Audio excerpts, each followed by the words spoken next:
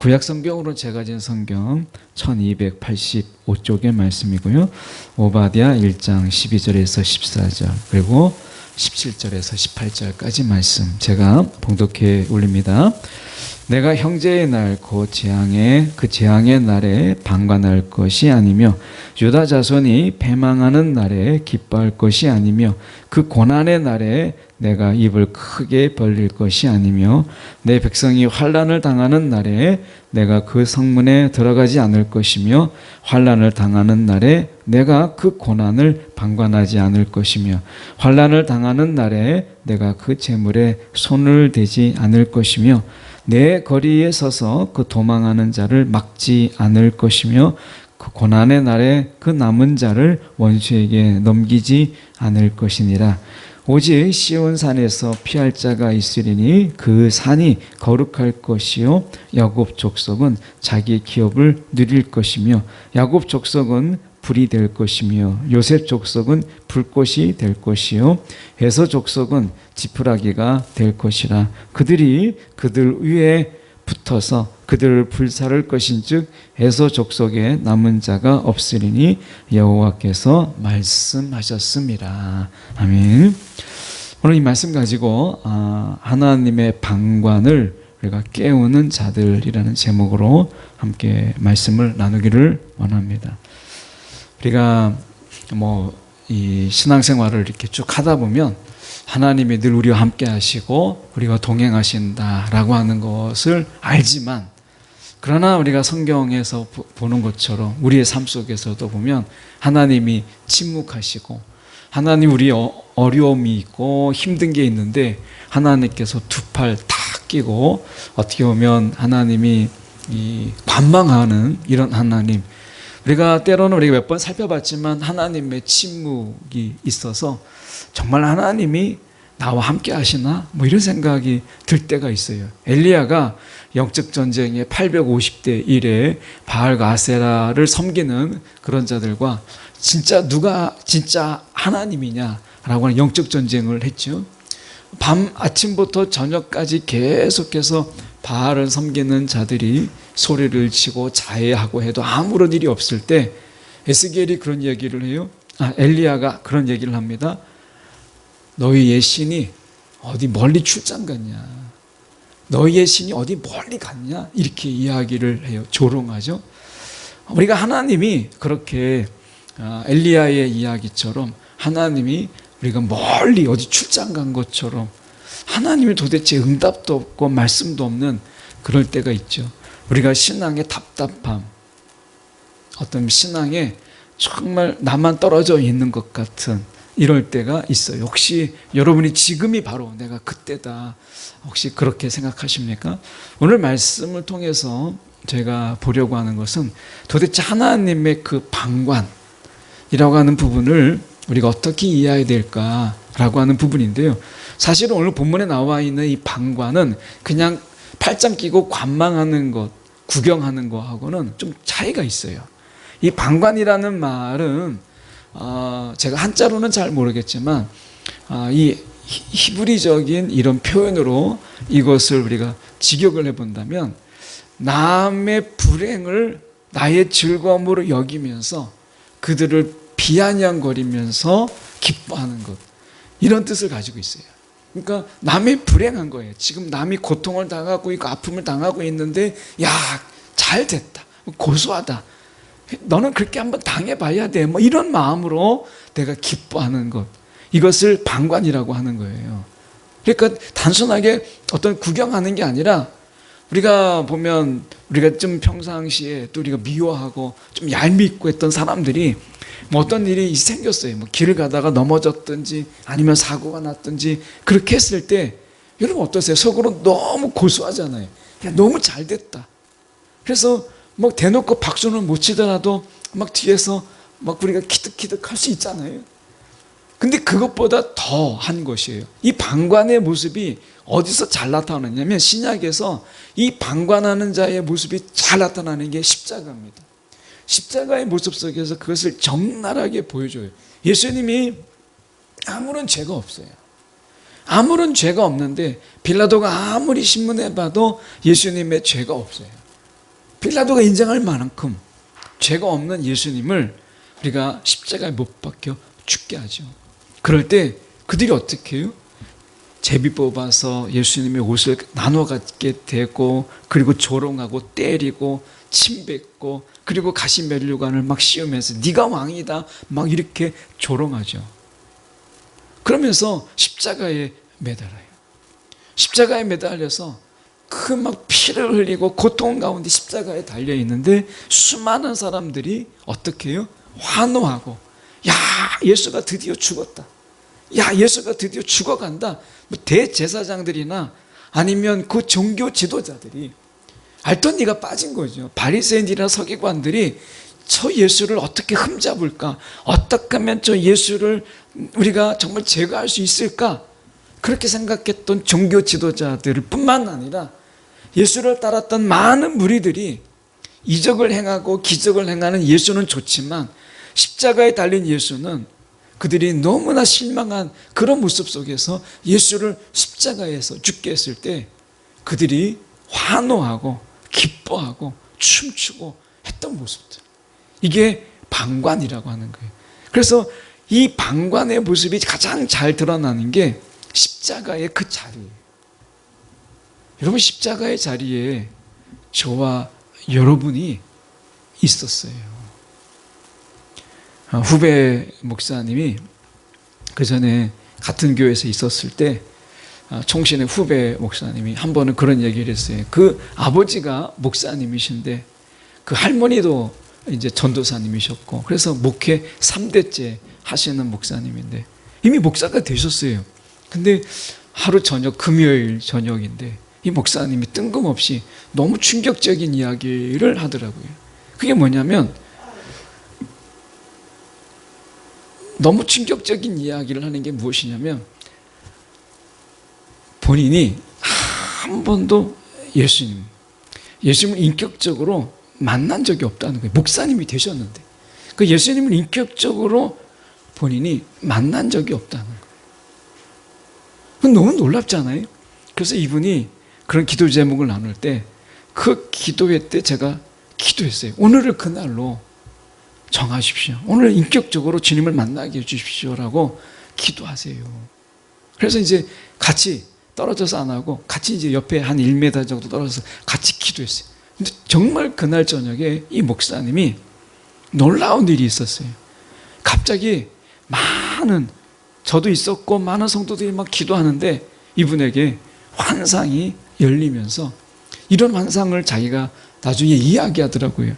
뭐라고 얘기하냐면, 자기가 막 띠를 두르고 막 예수님이 자기 앞을 지나간다, 십자가를 치고 자기 앞을 지나가는데 자기를 딱 눈이 마주쳤다는 거예요. 근데 그 예수님이 정말 자기를 긍휼히 여기는 마음으로, 그 사랑하는 마음으로 자기를 딱 보는데, 이 목사님은 그 앞에서 너무나 냉정하게 예수를 죽여라, 이분을 못 박아라 막 이렇게 이야기한 거예요. 예수를 죽여라, 못 박아라. 자기가 제일 앞장서서 그걸 외치고 있더라는 거예요. 근데 그 예수님이 이 목사님을 은근히 보면서 너무나 사랑스럽고 불쌍히 여기는 마음으로 자기를 보고 지나가는 거예요. 그리고 예수님이 십자가에 딱 달릴 때 그 예수님이 마지막에 그 십자가에서 그 목사님의 이름을 딱 부르면서 내가 너를 용서하고 내가 너를 사랑하노라. 여기에서 그 음성이 너무나 생생해서 이 목사님이 거기에서 완전히 무너지고, 내가 예수님을 십자가에 못 박은 자가 나구나, 예수님을 십자가에 못 박은 자가 나구나, 야, 내가 예수님 십자가에서 그 방관하며 예수님을 못 박은 자가 나구나라는 것을 깨닫게 되고, 자기가 그 환상 중에 정말 무릎 꿇고 그렇게 막 대성통곡하면서 울었다는 거예요. 그러니까 제가 옆에서 기도했는데 우는 소리도 안 들렸고, 제가 기도할 때 막 그런 소리도 안 들렸는데 그 환상 중에 열린 거예요. 나중에 다 끝나고 이 목사님이 그 얘기를 하는데 막 눈가에 눈물이 젖어 있더라고요. 여러분, 우리가 방관자였다는 거예요. 방관자.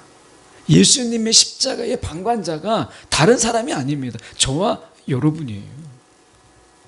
어쩌면 방관자를 넘어서 이 에돔 사람들처럼 우리는 더 십자가의 연장에 그 앞장서서 예수를 못 박으라 라고 한 자가 저와 여러분이라는 거예요. 이 에돔이 왜 벌을 받았느냐, 왜 하나님의 심판을 받았느냐 라고 하는 것은 다른 거 아닙니다. 이 배경이 이렇습니다. 배경은 그러니까 북이스라엘과 남유다가 갈라졌지요. 근데 그 남유다, 남쪽의 유다가 BC 586년에 멸망을 해요. 586년에 멸망을 이 신흥 바벨론에 의해서 멸망하죠. 우리가 알다시피 아마 이름 드시면 아실 거예요. 느부갓네살이라고. 이 느부갓네살에 의해서 이 남유다가 멸망하는 바로 그때예요. 이때를 배경으로 하는 거예요. 그래서 그때 이제 멸망을 하는데 형제 나라인 에돔. 에돔이 왜 형제 나라면 이 에돔의 조상이 누구냐면 에서예요. 에서. 야곱과 에서는 형제잖아요. 쌍둥이죠. 쌍둥이인데 형 에서가 막 나오려고 할 때 야곱이 그 뒤꿈치를 잡았다. 그래서 야곱이잖아요. 그래서 이 쌍둥이인데 간발의 차로 형이 이제 에서가 되고 동생이 야곱이 된 거예요. 형 에서를 통해서 에돔이 세워지고 야곱을 통해서 이스라엘이 세워지는 거죠. 그러니까 형제 나라예요. 이 형제인데 지금 형제의 나라인 유다가 이제 막 하나님의 진노 가운데, 하나님의 심판 가운데 그 바벨론에 의해서 처참하게 그들이 찢기고 핥히고 빼앗기고 막 죽음을 당하고 막 피를 흘리는데 이 에돔 사람들이 너무 좋다고, 너무 잘 됐다고 막 기뻐하고 그러는 거예요. 이들이 얼마나 기뻐했느냐면 12절 하반절에 보면 입을 크게 벌렸다. 입을 크게 벌리면서 막 박장대소하고 그렇게 했다는 거예요. 십자가 앞에서 이스라엘 사람들이 그랬잖아요. 예수님이 죽었다.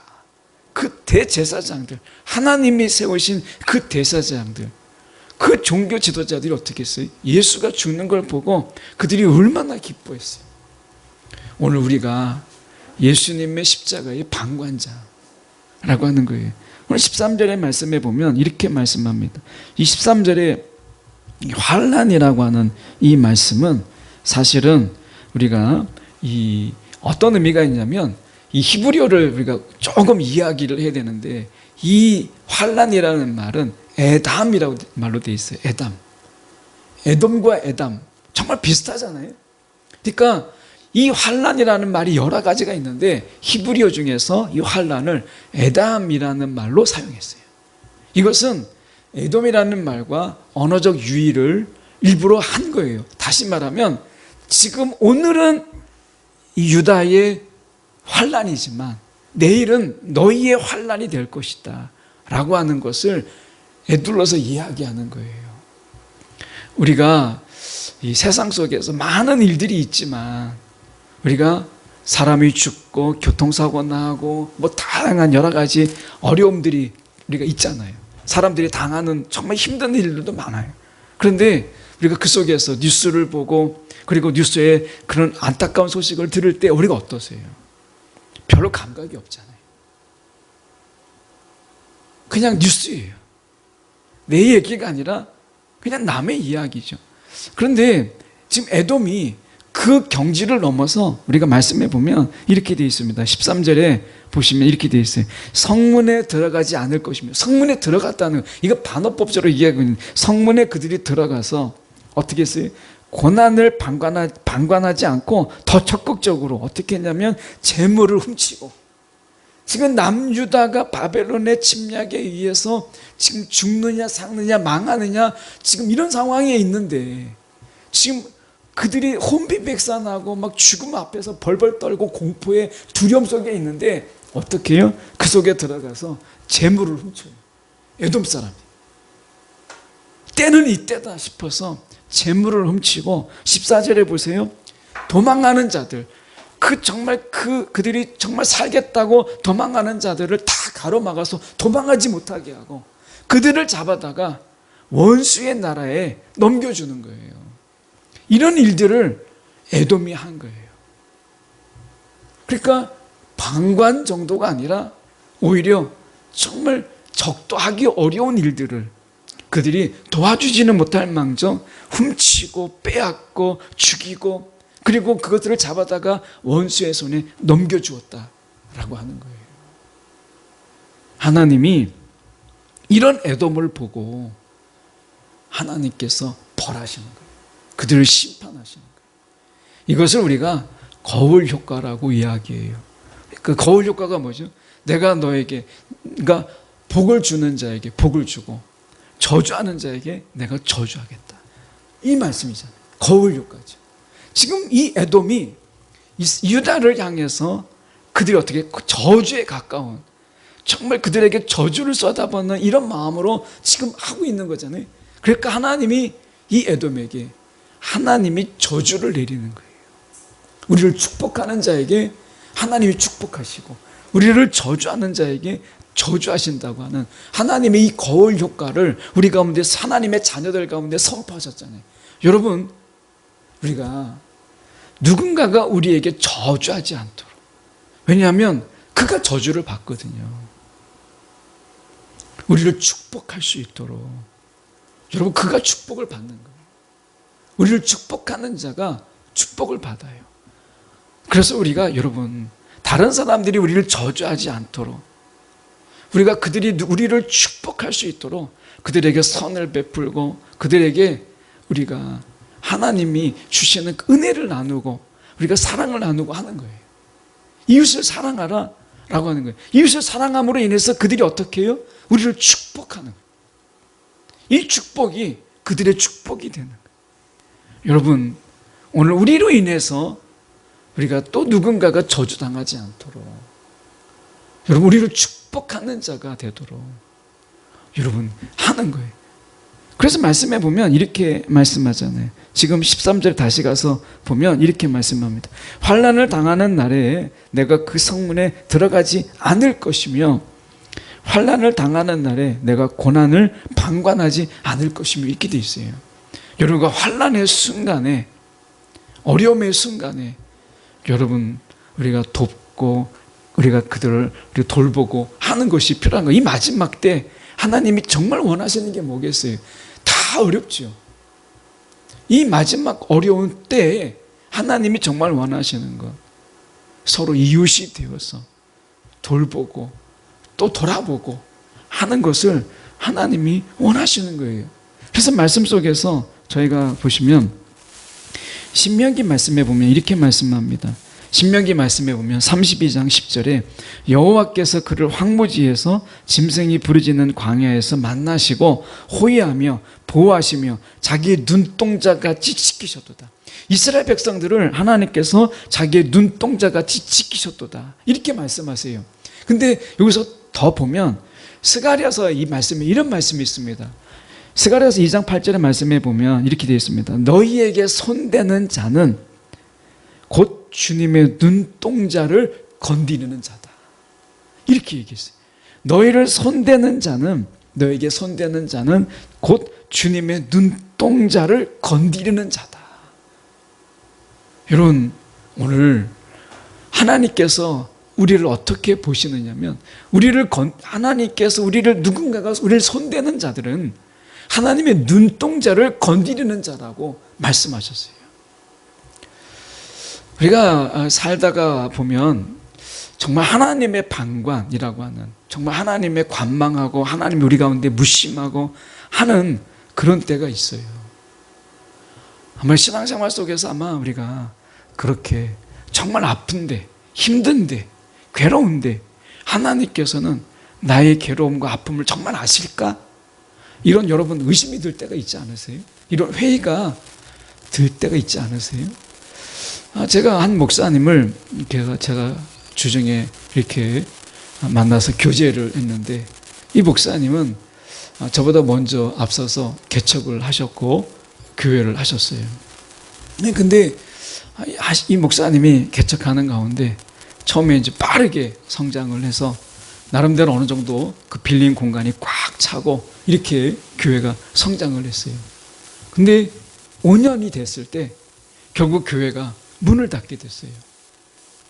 뭐 그 과정은 너무 복잡하지만 어쨌든 급성장했다가 갑자기 5년 됐을 때 문을 닫았어요. 교회를 그만두게 된 거예요. 하나님 너무 속상하잖아요, 이분이. 그래서 하나님 앞에 가서 정말 내가 어떻게 그렇게 정말 열심히 전도도 하고 설교도 하고 준비해서 공부도 가르치고 했는데 하나님 이게 뭡니까?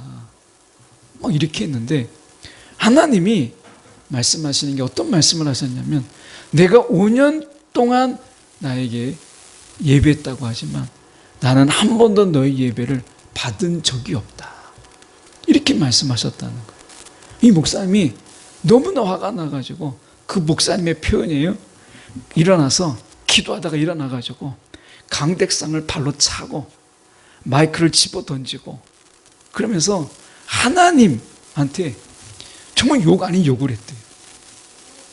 아니 하나님, 내가 5년 동안 내가 당신에게 예배를 드렸고 당신을 위해서 기도하고 내가 당신을 위해서 전도하고 다 했는데 내가 드리는 예배를 한 번도 받은 적이 없다고 하시면 이게 말이 됩니까? 너무 화가 나니까 정말 강대상을 발로 차고 이 마이크를 집어 던졌대요. 제 생각하면 여러분 그렇지 않아요? 여러분이 지금 평생에 예배를 드리고 있는데 이 시간도 여러분 비를 뚫고 오셨잖아요. 근데 예배를 드리는데 하나님이 나중에 하신다는 말씀이 나 네 예배 한 번도 받지 않았다? 나 네 예배 한 번도 받지 않았어. 이렇게 한다면 여러분 얼마나 화가 나겠어요?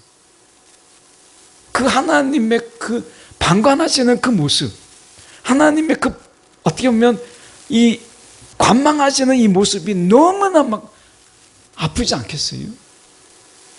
오늘 우리만 그런 것이 아니라 사실은 우리가 하박국의 선지자도 우리가 그런 이야기를 했어요. 말씀해 보시면 하박국 선지자가 이야기하는 1장 13절에 보면 우리가 이렇게 이야기해요. 거짓된 자를 방관하시며 악인이 자기보다 의로운 사람을 삼키는데도 잠잠하시나이까? 이렇게 말씀하죠. 거짓된 자들을 방관하시며 악인이 자기보다 의로운 사람을 삼키는데도 잠잠하십니까? 하박국이 따져요. 선지자가. 근데 다윗도 그랬어요. 다윗도 우리가 시편 35편 17절의 말씀에 다윗의 시입니다. 다윗이 뭐라고 얘기했냐면 주여 어느 때까지 관망하려 하시나이까? 어느 때까지 관망하시려 하나이까? 내 영혼을 저 멸망자에게 구원하며 하시며 내 유일한 것을 사자들에게 건지소서. 어느 때까지 관망하시려 하시나이까? 이 다윗의 애통이에요. 어느 때까지 하나님 그냥 못 본 척하고 하나님 그렇게 외면하고 계시겠습니까? 이렇게 말하고 있는 거예요. 여러분, 우리가 신앙성에 이런 순간들이 있어요. 지금이 아마 여러분이 그런 순간일 수도 있고요. 또 어쩌면 우리가 그런 순간을 맞이할 수도 있어요. 그때 저는 이런 생각을 해보게 돼요. 왜 하나님께서 이런 관망의 시간을 우리 가운데 허락하실까라고 하는 거예요. 이 목사님이 막 이제 강대상 집어던지고 마이크 집어던지고 그렇게 하면서 깨달은 게 뭐냐면 그래도 하나님을 떠날 수는 없었던 거더라고요, 이분이. 그러면서 기도하면서 나중에 다 분풀이하고 결국에 또 기도를 하시는 거예요. 그래서 다시 개척을 하셨거든요. 그걸 이제 문을 닫고 그만둘 것 같은데 다시 개척을 하셨어요. 그러면서 이분이 기도를 하실 때 하나님의 말씀이 네 힘으로 하지 마라. 네 힘으로 하지 마라. 이게 그 말씀이에요. 네 힘으로 하지 마라. 라고 하는 거예요. 여러분 오늘 우리가 생각해 볼 때 이 관망하시는 이유가 뭘까요? 하나님이 우리를 얼마나 사랑하고 계시는지, 우리를 손대는 자를 하나님이 눈동자를 건드리는 자로 하나님께서 그 벌 주시는 그 하나님이 우리와 함께 하신다는 것을 아무리 말씀하셔도 사실 우리가 깨닫지 못해요. 너무 좋은 말도 계속 듣다 보면 그게 깊이 와닿지가 않아요. 우리가 그렇지 않아요. 여러분을 사랑한다 뭐한다 이렇게 얘기하지만 너무 자주 들으면 어떻게 하죠? 그게 내 깊은 곳까지 이르지 못해요. 그냥 흔한 말, 늘 듣던 말 이런 거죠. 그런데 오늘 우리가 다윗처럼 정말 하나님의 방관을 막 깨우는, 하나님의 그 관망하시고 하나님이 정말 침묵하시는 하나님의 그 방관을 깨울 때, 내가 정말 울부짖으면서 어느 때까지 방관하시며 어느 때까지 하나님 관망하시겠습니까? 라고 내가 울부짖을 때, 그때 들려오는 하나님의 음성, 내가 너와 함께하고 있다. 이 말씀이 얼마나 깊이 우리 속에 들어오는지 몰라요. 그때가 하나님의 음성이 내게 생생하게 들리는 때예요. 그러면 하나님이 그 말씀을 안 하셨나요? 하셨지요. 늘 하시잖아요. 늘 하시는 말씀인데 내 속에 들리지 않는 말씀을 하나님이 방관하심을 통해서 우리 가운데 그 말씀을 들리게 하시는 하나님의 은혜예요. 하나님의 은혜. 제가 사역하는 중에도 이런 순간이 있더라고요. 정말 하나님이 부르셔서 목사가 됐는데 하나님이 기도해도 응답이 없고, 하나님께 부르짖어도 대답이 없고, 정말 하나님께 따져도 하나님이 침묵하시는, 정말 하나님이 오히려 비웃는 것 같은 상황은 점점 악화되고 그러는 가운데, 야, 내가 목사가 될 게 아니었던 거 아닌가? 막 이런 데까지 가는 하나님의 그 방관, 정말 하나님이 비웃는 것 같은 이런 느낌이 드는 이런 순간이 있을 때 정말 신앙의 처참함을 경험하는 그런 순간이거든요. 그럴 때 정말 기도가 안 되죠. 그럼에도 불구하고, 야, 정말 내가 마지막으로 내가 하나님께 한번 기도해 봐야 되겠다. 정말 절벽에 서는 심정으로 기도할 때 하나님이 말씀하시는 것, 내가 너를 사랑한다. 이 말씀 하나가 늘 듣던 말씀인데, 늘 보던 성경의 말씀인데 우리의 깊은 곳에 찌르는, 정말 우리 깊은 곳에 임하는, 정말 우리 마음에 정말 하나님께서 막 새기시는 이런 말씀처럼 들리는 그 순간이 있어요. 그 순간에 모든 고난과 아픔이 다 사라지고 정말 주님이 나와 함께 하시는구나, 이 하나를 새기는 거예요. 오늘 다윗의 신앙 속에서 왜 이런 시간을 허락했을까요? 하나님의 방관의 시간, 하나님의 그 관망의 시간을 왜 허락했겠어요? 저는 십자가를, 여러분 보시면 어떠세요? 뒤에 제가 십자가가 있잖아요. 아마 매주 오면 아마 십자가를 보잖아요. 근데 십자가를 보면서 예수님의 그 은혜, 그 예수님의 그 보혈, 그 예수님의 고통, 여러분 이게 느껴지세요? 아, 그냥 십자가가 있구나, 막 이렇게 끝나지 않으세요? 아, 저기 십자가가 있네, 이런 정도. 근데 우리가 십자가를 보면 그 속에 달리신 그 예수 그리스도의 그 사랑이 막 느껴지고, 저 십자가를 바라보면 예수님께서 고통 가운데서 그 피 흘리시는 그 예수님의 그 아픔, 고통, 이런 것이 같이 막 느껴지는 그 십자가. 예수님께서 말씀하셨잖아요. 나를 따라오려거든 자기 십자가를 지고 나를 따르라. 이 말씀이 뭐겠어요? 정말 묵상해 본다면, 우리가 정말 십자가를 묵상해 본다면 그 뜻이 무엇일까요? 우리가 알고 있는 말씀이에요. 그런데 나를 따라오려거든 자기 십자가를 지고 나를 따라오랴, 그냥 알고 있지 이것을 묵상하진 않잖아요.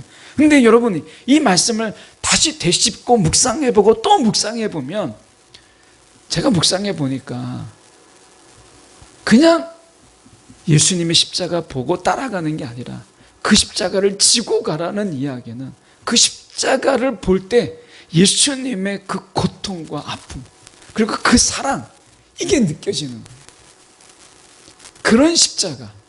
오늘 말씀의 17절이 바로 그걸 보여주는데요. 17절에 보시면 오직 시온산에서 피할 자가 있으리니, 이 시온이라고 하는 게 나오죠. 근데 이 시온산이라고 하는 것은 두 가지를 이야기해요. 이 시온이라는 말이, 하나는 하나님의 임재예요.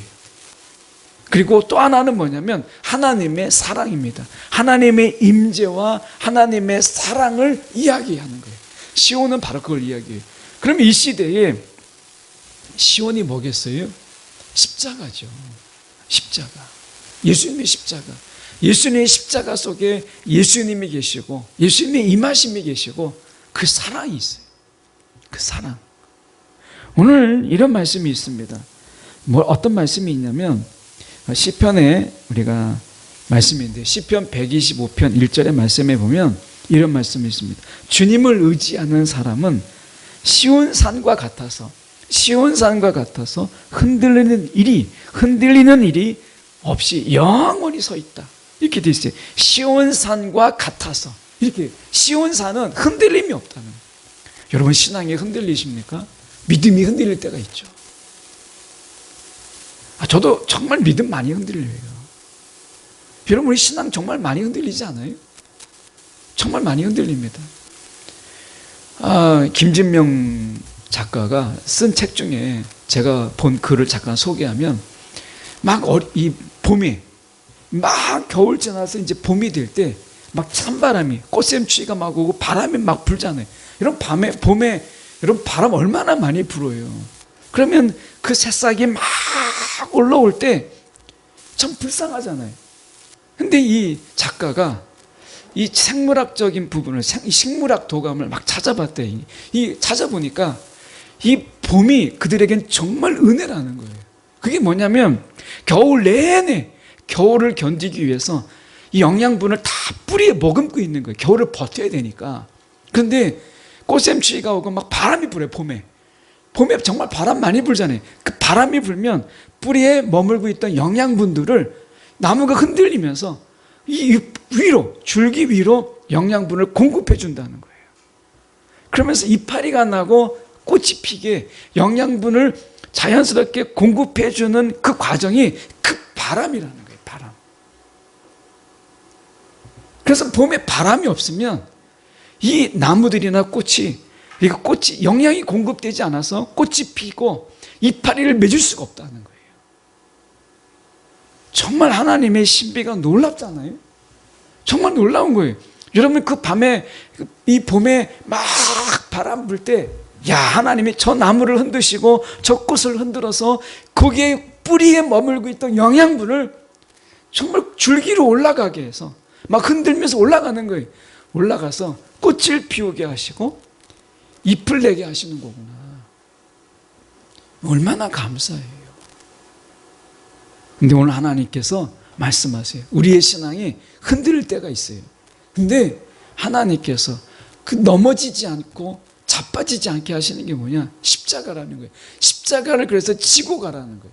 십자가를 묵상하면 사랑이 우리 가운데 임하게 되고 그 십자가를 묵상함으로 인해서 주님이 나와 함께 하심을 내가 머리가 아닌 내 삶으로 내 신앙으로 그것을 경험하는 거예요. 고백하는 거예요. 여러분 십자가 하나님의 버리심이 있었어요. 철저하게 하나님이 버리셨어요.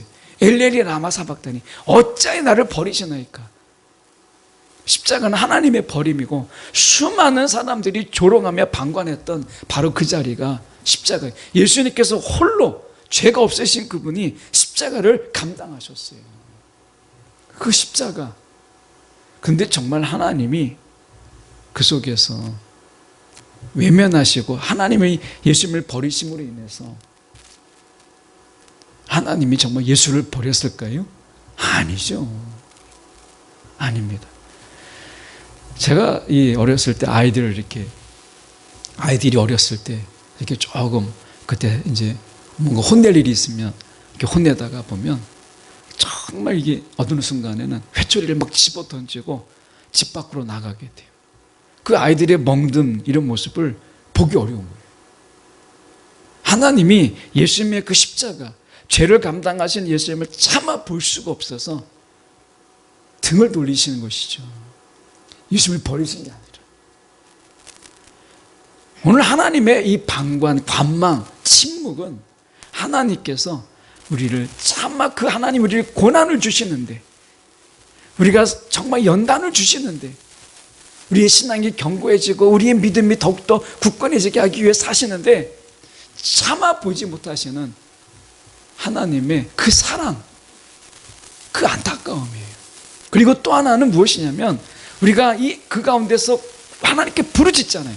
그러면 우리가 발견하는 하나님의 음성, 그게 뭐냐면 내가 너를 사랑한다, 이 말씀입니다.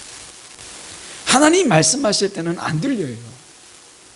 근데 내가 하나님께 막 방관하시는 그 하나님을 막 깨우기 위해서 내가 막 부르짖으면서 다윗처럼 그러다 보면 하나님 나를 이토록 사랑하시는구나라는 것을 내 속에서 들리게 하는 거예요. 귀로 들릴 때는 듣지 않았던 그 소리가 내 내면에서 막 울릴 때는 너무나 크게 들리는 거죠. 오늘 말씀 속에서 우리가 이렇게 말씀합니다. 오늘 18절의 말씀에 보면 이렇게 이야기해요. 불이 두 가지예요. 야곱 족속은 불이 될 것이며 요셉 족속은 불꽃이 될 것이다. 같은 불입니다. 이 불은 어떻게 보면 그들을 화합되게 하고 어떻게 보면 용광로처럼 하나 되게 하는 그런 불이에요. 형제가 하나 되고 요셉을 보십시오. 요셉을 통해서 그 형제들이 살아나고 요셉을 통해서 그 형제들이 서로 반목했던 그들이 하나가 되잖아요. 그러니까 요셉은 이 불과 불꽃이 하나 되게 하는 그런 불이에요. 그런데 에서의 불은 뭐냐면 태우는 불이에요. 태우는 불. 여러분, 오늘 우리 가운데 필요한 불이 어떤 불이세요? 하나님이 우리 가운데 주시고자 하시는 그 불. 이 불은 마치 불꽃이라고 이야기하잖아요. 용접하는 거. 그래서 실제로 우리가 예레미야 3장 18절의 말씀에 이렇게 말씀합니다. 그때에는 유다 집안과 이스라엘 집안이 하나가 되어서 다 같이 북녘 땅에서 나와서 내가 너희 조상에게 유산으로 준 땅으로 들어갈 것이라. 남과 북이 갈라졌던 그들 속에서 이제 하나가 되는, 물론 이제 예수를 통해서 그렇죠. 이 불꽃, 용접처럼 떨어지지 않는 이런 거예요. 여러분, 오늘 하나님의 방관 속에서 하나님을 찾고 하나님을 부르짖는 여러분, 그 기도 속에서 하나님이 우리 가운데 불꽃을 주시는데 우리 가정이 하나 되게 하고 우리의 자녀들이 하나 되게 하는 이 불꽃, 그 갈라짐과 찢어짐 세상 속에서 하나 되게 하는 이 불과 불꽃을 우리 가운데 주시겠다고 말씀하시는 거예요. 여러분, 이보다 더 큰 복이 어디 있어요? 가정이 하나 되게 하고 우리의 자녀들이 정말 주님 안에서 하나가 되게 하는 이런 것, 주님 안에서 우리 교회 공동체가 하나가 되게 하는 이 불과 불꽃, 이걸 용광로라고 이야기하잖아요. 용광로 속에서 모든 불순물들 이게 다 제거가 되고 그 안에서 하나가 돼서 멜팅되는, 어떻게 보면 그 속에서 우리가 다 녹아서 하나가 되는 거잖아요.